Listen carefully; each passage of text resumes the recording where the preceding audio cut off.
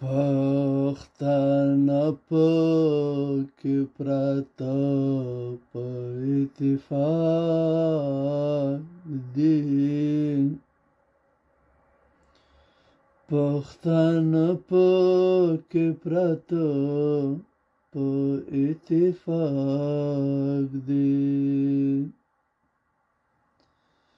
پښتانه پکې پراته په اتفاق دي پښتانه پکې پراته په اتفاق دي خو خبره عجیبه ده هدیره ده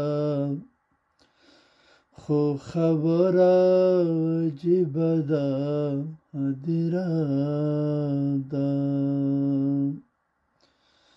خو خبره عجیبه ده هدیره ده